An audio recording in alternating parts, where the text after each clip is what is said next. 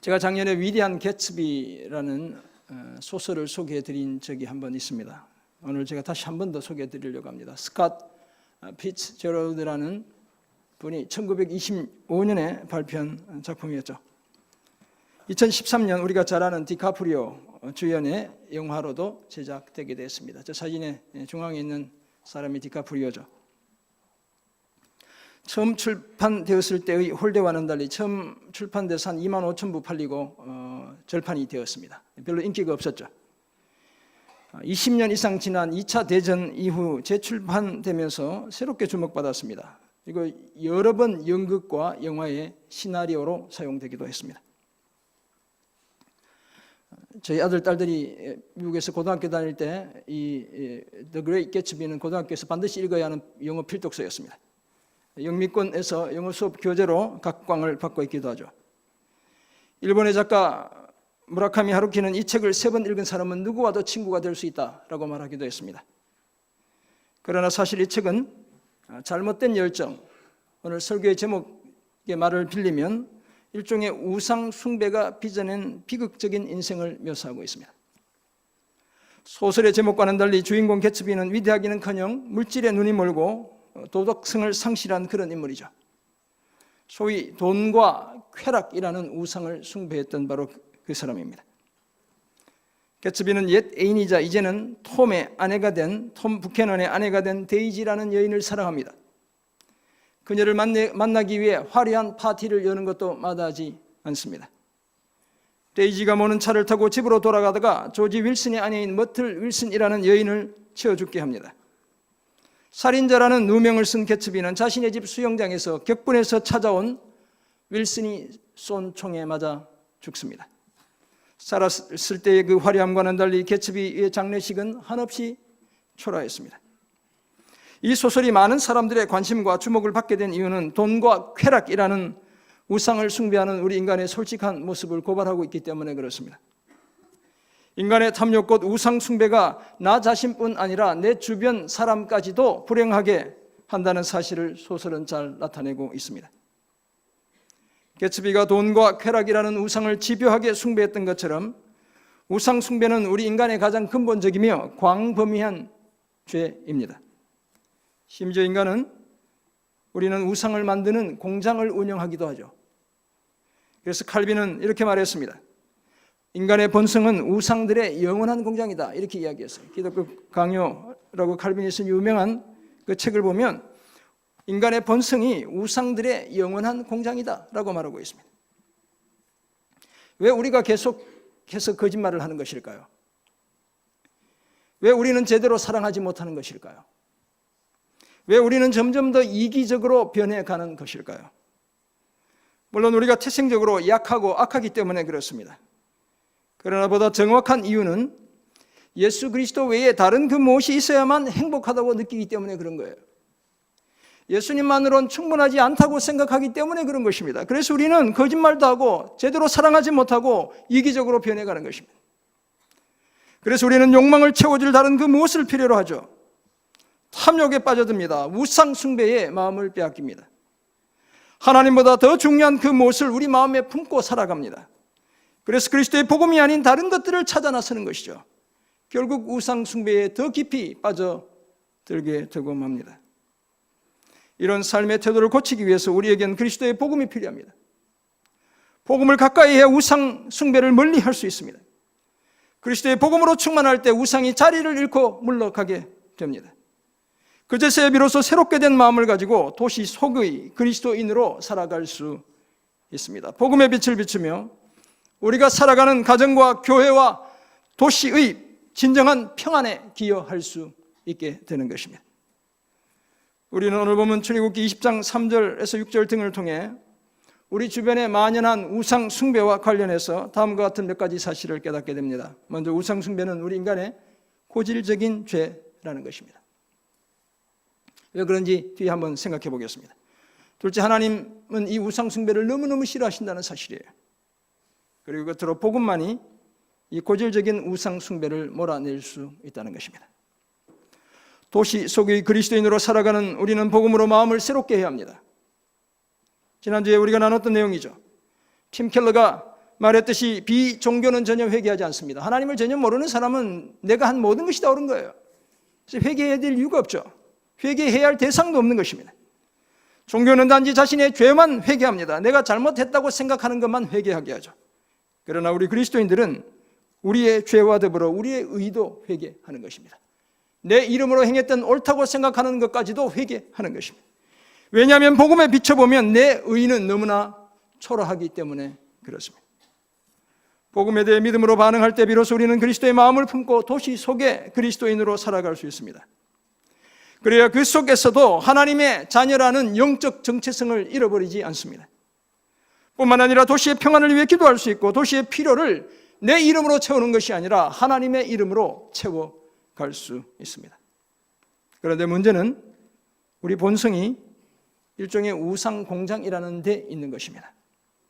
게다가 우리 삶의 현장은 마치 우상의 주거지와도 같습니다. 다니엘과 그의 세 친구가 목격했던 두라 평지에 세워진 느부갓네살 신상은 오늘 우리 삶의 현장 곳곳에 그 위용을 자랑하면서 있습니다.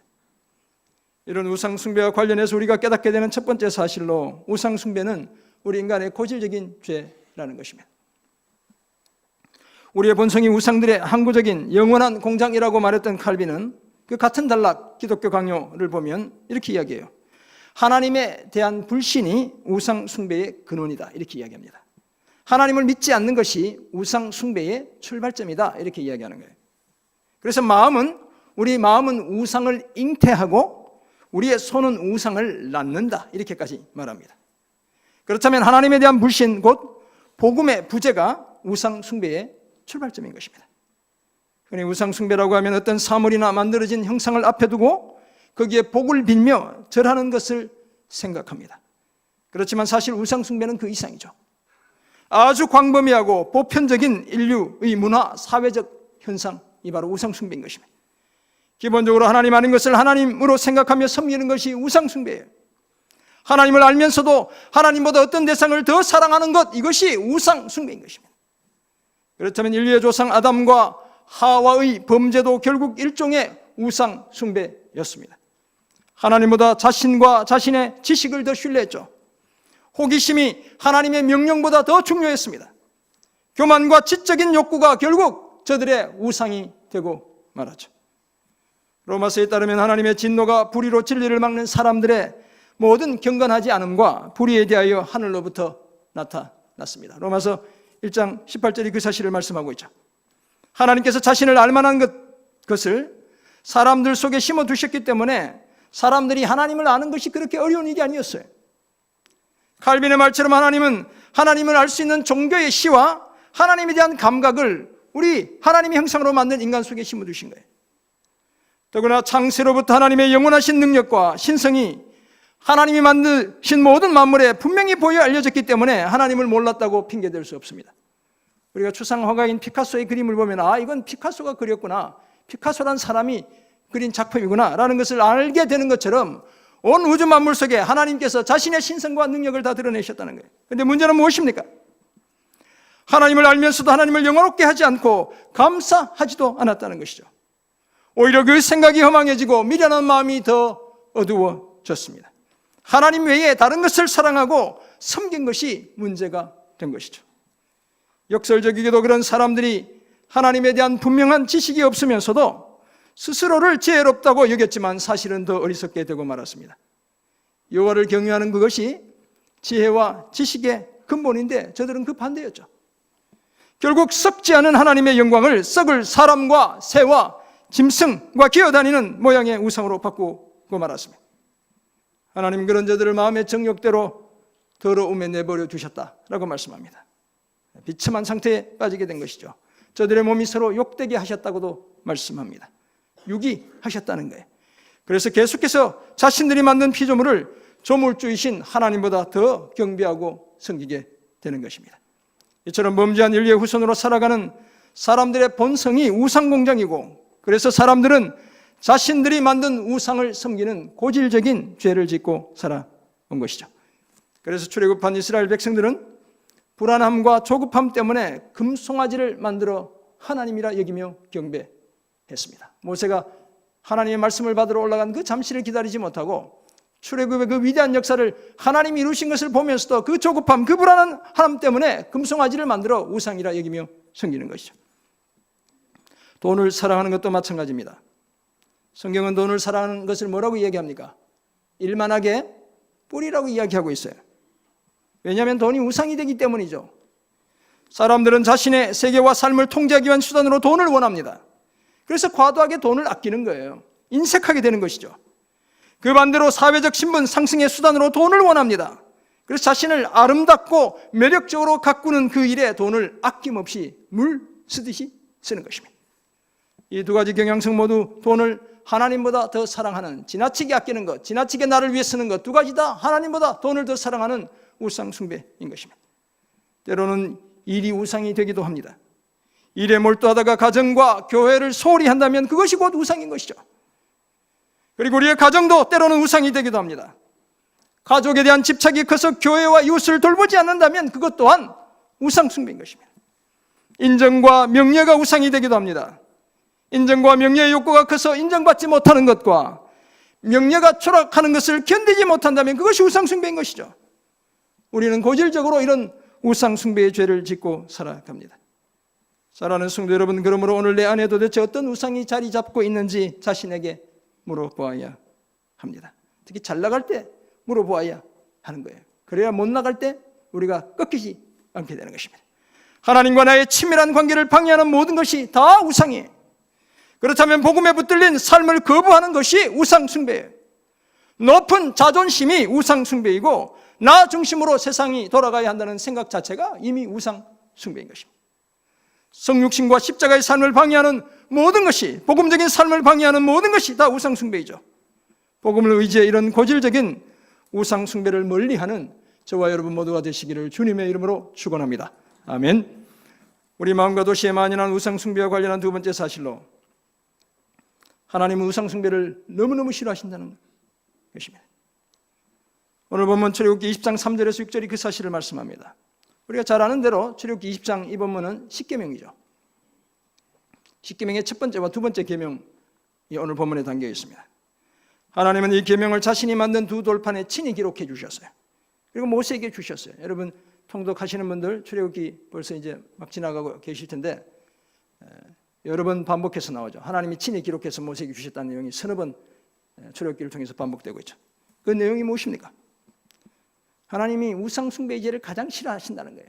내가 너무너무 싫다고 주님이 얘기하시는 거죠. 그래서 뭐라고 얘기합니까? 먼저 너는 나 외에 다른 신들을 내게 두지 말라라고 말씀하고 있죠. 그죠? 3절이 그렇게 얘기하잖아요. 제1계명이잖아요. 너는 나 외에는 다른 신들을 내게 두지 말라 이렇게 말씀해요.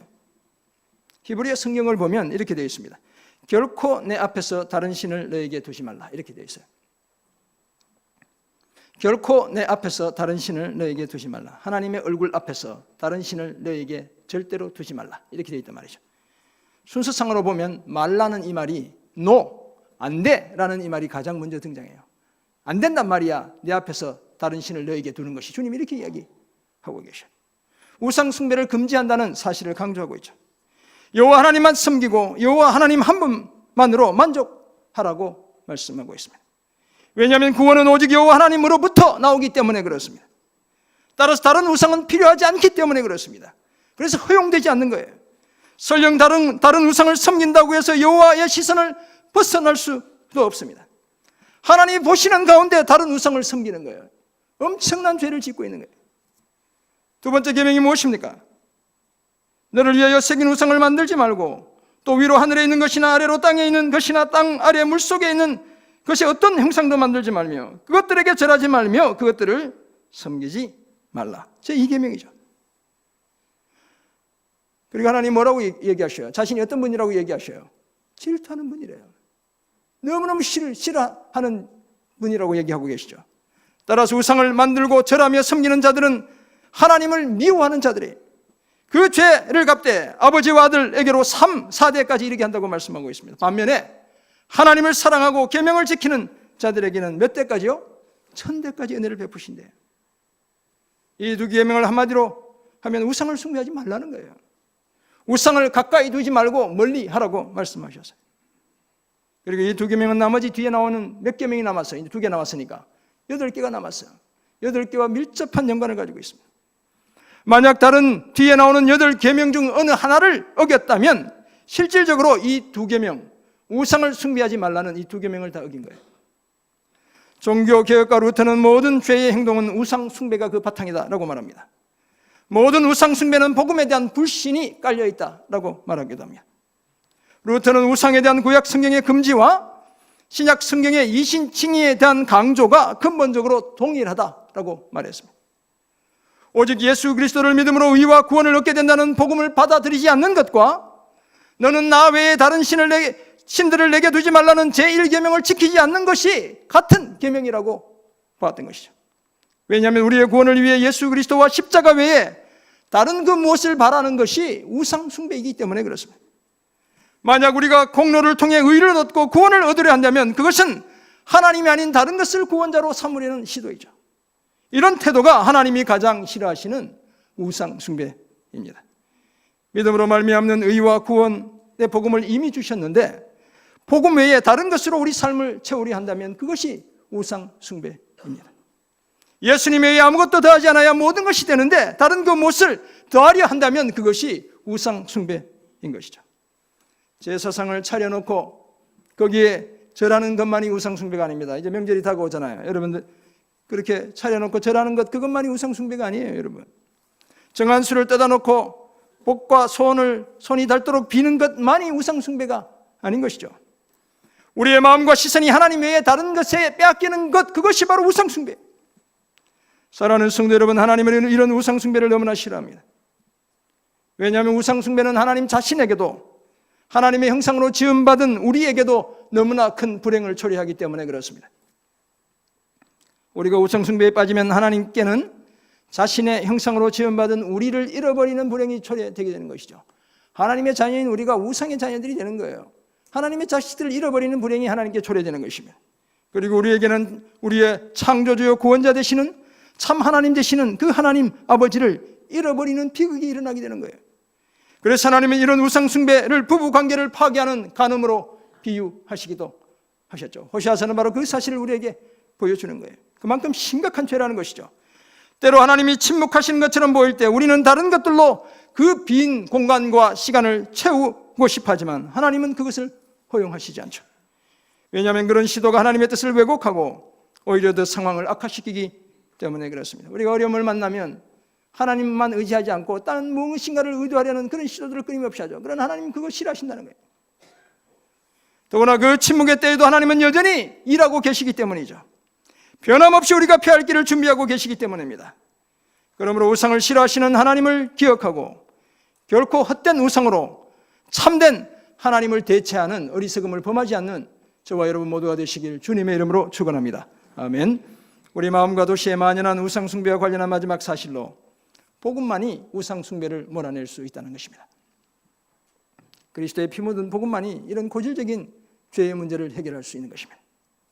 우리가 사는 도시는 온통 우상으로 가득합니다. 제가 뒤에 통계도 한번 보여드릴 것입니다. 바벨탑이나 느부갓네살의 신상 못지않게 그 위세를 자랑하며 우리를 그 앞에 엎드리게 하는 무수한 우상들이 우리 주변에 널려 있어요. 바알과 아세라는 이 시대에도 여전히 도시 한복판에서 판을 치고 있습니다. 곳곳에 우상들이 저마다의 자태를 뽐내고 있죠. 인간의 본성에 빚어낸 수많은 우상들이 우리 삶에 침울한 그림자를 드리우고 있어요. 난공불락의 여리고 성처럼 그렇게 서 있습니다. 때로는 우리를 위협하는 거인 골리앗처럼 그렇게 우리 앞에 서 있죠. 그렇다고 해서 우리가 그런 우상들에게 너무 주눅들지 않아야 합니다. 무한정 지배당하지 않아야 합니다. 더구나 우리에겐 그런 우상을 쳐부술 강력하고 확실한 무기가 있죠. 그 무기가 바로 그리스도의 복음인 것입니다. 또 다른 말로는 바울의 표현에 따르면 하나님의 전신갑주인 거예요. 우리는 다 이미 무기를 완벽하게 갖춘 사람들이죠. 그런데 시편 115편 8절은 이렇게 말씀해요. 우상들을 만드는 자들과 그것을 의지하는 자들이 다 그와 같으리로다. 엄청난 이야기를 지금 하고 있는 거예요. 우상을 만드는 자들, 그것을 의지하는 자들이 다 그와 같다. 여기서 그는 우상을 이야기하는 거잖아요. 우상을 만들고 우상을 의지하는 사람들, 곧 우상을 숭배하는 사람들은 마치 자신이 뭐가 된다고요? 우상처럼, 그 짐승처럼, 그 돌처럼, 그 사물처럼 되고 만다는 거예요. 저희 아들과 딸을 불행하게도 자라면서 엄마의 모유를 한 모금도 먹지 못했어요. 제 아내가 지금 저기 앉아있지만 출산한 아내가 워낙 국이나 탕 종류를 싫어했어요. 그리고 몸의 체질상 모유를 제대로 만들어내지 못했습니다. 그래서 제가 아들딸이 이게 속을 썩이잖아요. 그러면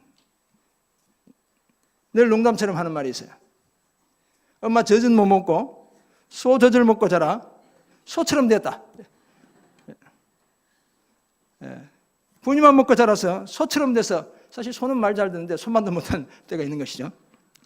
그렇게 제가 농담처럼 이야기했어요. 시편 저자가 제가 농담처럼 하는 말을 이미 오래전에 한 거예요. 시편 115편 8절은 바로 그 사실을 이야기해요. 하나님을 닮아야 할 우리가 우상 숭배에 빠지면 뭐처럼 된다고요? 우상처럼 된다는 거예요.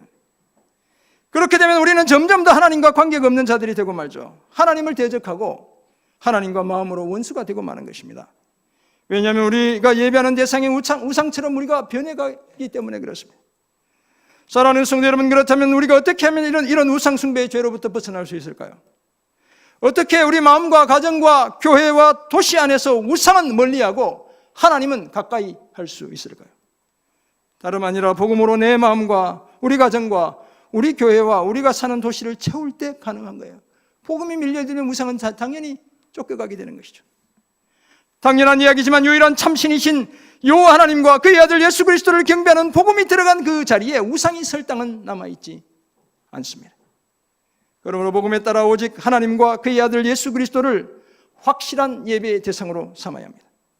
만약 우리가 하나님을 가장 궁극적인 소망이요 가치로 여긴다면 그 어떤 우상 숭배의 죄도 멀리 할 수 있습니다. 그 어떤 고질적인 중독증도 벗어날 수 있죠. 하나님이 우리의 진정한 부유함이라고 인정한다면 우리는 도둑질하지 않습니다. 우리는 돈의 우상을 섬기지 않아요. 왜냐하면 우리는 이미 부자가 되었기 때문이죠. 하나님이 우리의 최고의 아름다움이요 즐거움이라고 고백한다면 우리는 간음하지 않습니다. 쾌락에 빠져 탐닉하지 않죠. 왜냐하면 우리는 이미 가장 즐겁고 행복한 삶을 살고 있기 때문이죠. 명예나 권력이나 인정보다 하나님을 가장 필요한 대상으로 생각한다면 우리는 거짓말하지 않아요. 왜냐하면 복음을 통해 우리가 얻어야 할 것을 이미 다 얻었기 때문이에요. 사기쳐서 더 얻어야 할 게 없는 거예요, 우리는. 그러므로 우리는 또 다른 그 무엇을 얻기 위해 우상 공장을 가동해야 할 이유가 전혀 없습니다. 이제는 우상을 멀리하고 복음을 통해 마음을 새롭게 함으로 변화를 받아 영과 진리로 하나님만 예배해야 합니다. 우상이 머물던 자리를 그리스도의 복음이 차지하게 해야 합니다. 복음으로 우상을 몰아내고 우리가 속한 가정과 교회와 이 도시를 복음으로 변혁해가는 저와 여러분 모두가 되시길 주님의 이름으로 축원합니다. 아멘. 그렇다면 우상 숭배와 관련된 이런 사실을 알게 된 우리는 이제 어떤 삶을 힘써야 하는 것이겠습니까? 먼저 우상 숭배를 회개해야 합니다. 지난주에도 말씀드렸지만 우리는 복음적으로 회개해야 합니다. 나쁜 것, 악한 것, 잘못한 것, 배은망덕했던 것만 회개할 것이 아니라 우리의 선한 행위의 동기와 이유에 대해서도 회개해야 합니다. 그것도 특히 우상 숭배에 대해 그러해야 합니다. 우상 숭배로 말미암아 하나님이 얼마나 슬퍼하시고 아파하시고 진노하셨는지를 깨닫고 그 사실에 대해 회개해야 합니다.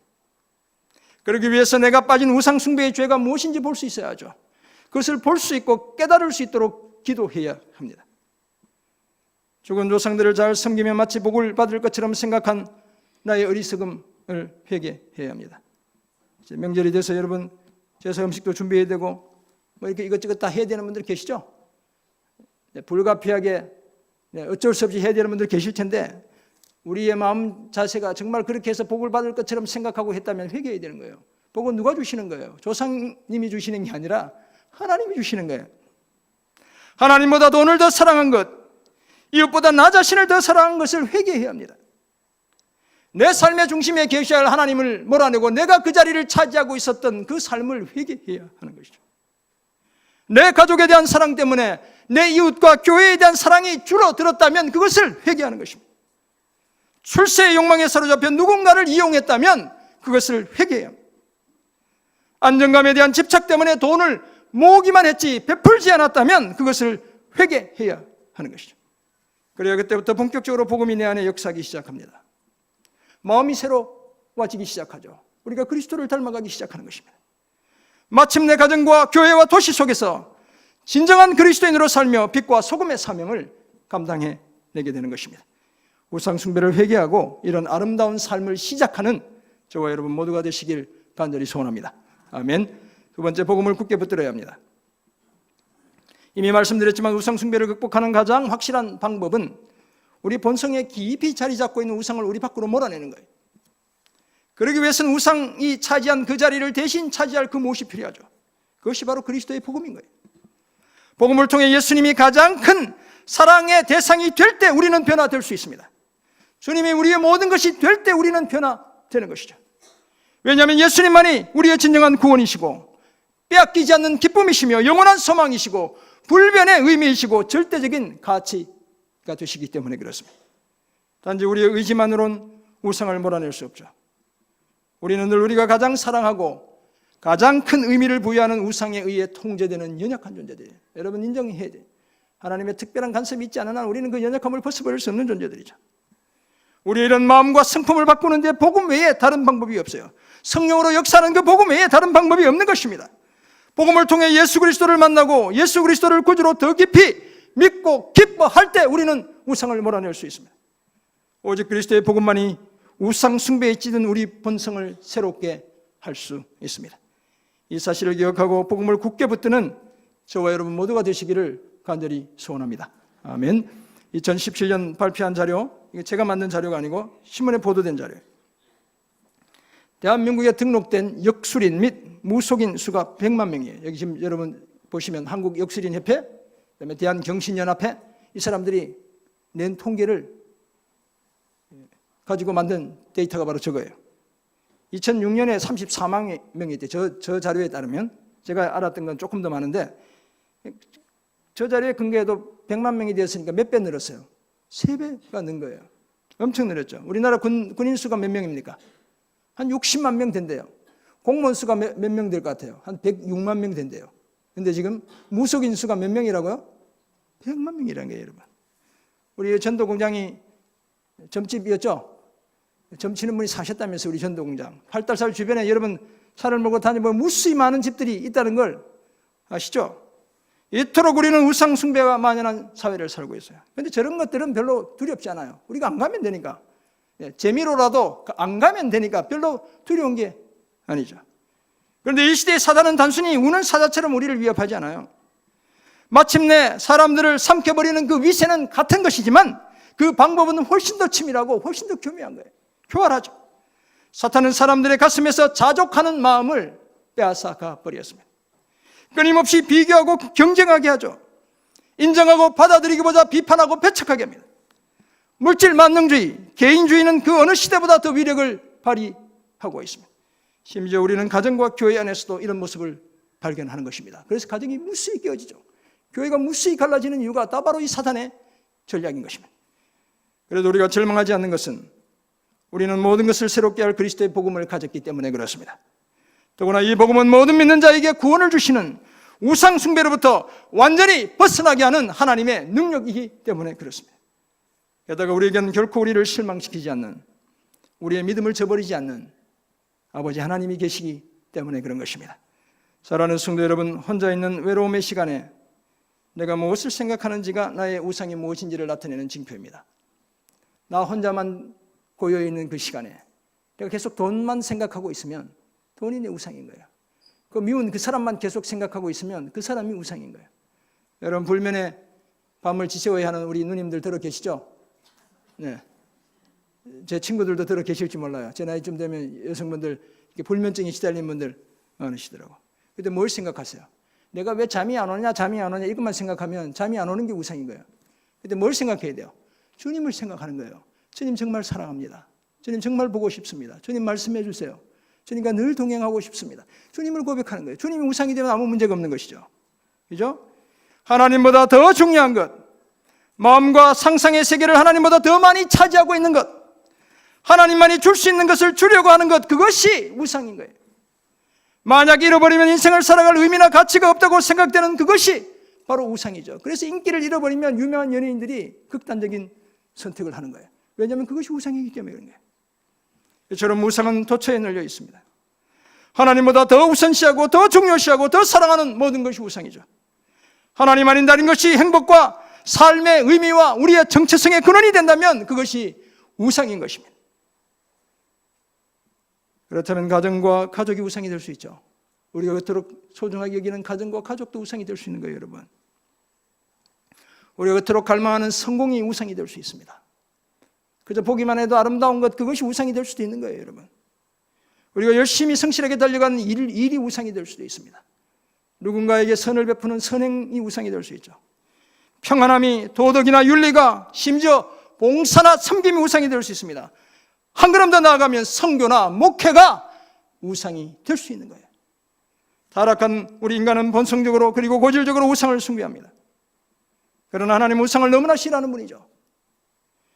왜냐하면 우상들은 결국 하나님과 우리 모두를 불행하게 만들기 때문에 그렇습니다. 그래서 우리는 복음으로 우상을 우리 마음과 가정과 교회와 도시에서 몰아내야 하는 것입니다. 그 일을 위해 지금까지 내가 자행했던 우상 숭배를 회개해야 합니다. 확실히 우상을 몰아내기 위해 더욱 복음을 굳게 붙들어야 합니다. 우상을 멀리하고 복음을 가까이 하는, 우상을 멀리하고 하나님을 가까이 하는 이런 삶을 힘써 우리 각자의 마음과 우리가 속한 가정과 교회와 이 도시에 그리스도의 복음이 꽃피게 하는 저와 여러분 모두가 되시기를 주님의 이름으로 축원합니다. 아멘. 같이 기도하겠습니다. 하나님 아버지, 오늘 우리에게 주신 귀한 말씀을 기억합니다. 하나님보다 더 사랑했던, 더 중요하게 여겼던, 온통 우리의 마음과 시선을 빼앗겼던 그것이 무엇이든 주님 복음으로 몰아내고 하나님을 더 가까이 하는, 복음을 더 가까이 하는 아름다운 삶을 감당하는 우리 모두 되게 도와 주옵소서. 그래서 우리가 머무는 우리의 가정, 우리의 교회, 우리가 살아가는 이 도시 가운데 복음이 활짝 꽃피게 되는 은혜와 축복 주여 허락해 주옵소서. 감사드리며 살아계신 예수 그리스도의 이름으로 기도드립니다. 아멘.